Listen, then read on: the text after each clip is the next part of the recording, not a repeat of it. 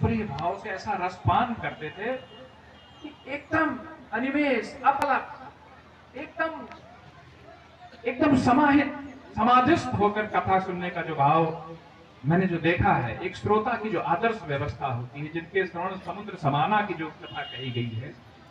वह मैंने दशरथ महाराज के दर्शन किए और दशरथ महाराज कथा का श्रवण करके और फिर सबको दर्शन देकर और क्षेत्र की कल्याण की कामना के साथ जहां पर उनके वहां पर स्थल रहता है वहां पर बहुत से लोग सोचते हैं कि सनातन धर्म की सिद्धियां, सनातन धर्म के चमत्कार सिर्फ कपोल कल्पित बातें,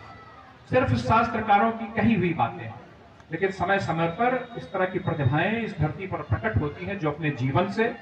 अपने त्याग से, अपनी तपस्या से, अपने वैराग्य से, अपनी चमत्कृत कर देने वाली सिद्धियों से जन सामान्य में इस बात को स्थापित करते हैं कि यदि व्यक्ति साधना के पथ पर आगे बढ़ रहा है,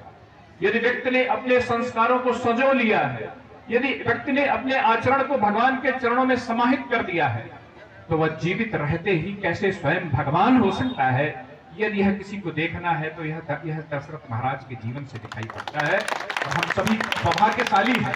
वो लोग यहाँ पर जो बैठे हैं, जिन्होंने भी उनके दर्शन किए हैं, जिनको भी उनकी कृपा करुणा प्राप्त हुई है, सब कहीं न कहीं बहुत सौभाग्यशाली हैं कि ऐसे महापुरुष के चरण छूने के, उनके दर्शन करने के और उनका आशीर्वाद प्राप्त करने का हम सभी को सौभाग्य प्राप्त हुआ है। आदरणीय कर्नल साहब ने शायद की व्यवस्था की, मैं उनको बहुत साधुवाद देना चाहूंगा। सूक्ष्म स्वरूप से तो वे इस अनमेठी की धरती पर हर समय लोगों को आशीर्वाद देने के लिए विद्यमान रहेंगे, लेकिन जब भी कभी अपनी स्मृति को, जब भी कभी किसी व्यक्ति को कष्ट में, करुणा में, पीड़ा में दशरथ महाराज के आशीर्वाद लेने की आवश्यकता होगी, तो इस मूर्ति के, इस विग्रह के शरण में आएगा और उनका प्रत्यक्ष आशीर्वाद प्राप्त करेगा। आपको जिन्होंने भी, जैसे भी आपको ये प्रेरणा प्राप्त हुई है, इसके लिए आपको बहुत बहुत साधुवाद, बहुत बधाई, और भगवान ऐसे ही आपके हाथों से और उत्कृष्ट कार्य कराते हैं। तो एक बातें कहकर अपनी वाणी को विराम दूंगा। सनातन संस्कृति पर समय समय पर विभिन्न संकट आते रहते हैं। हजारों वर्ष की गुलामी जिस सनातन संस्कृति को कहीं कुछ बिगाड़ नहीं जिसका पाई, कितने षड्यंत्र हुए, पूरे अफ्रीका ईसाई हो, पूरा मध्य एशिया इस्लाम की गिरफ्त में चला गया।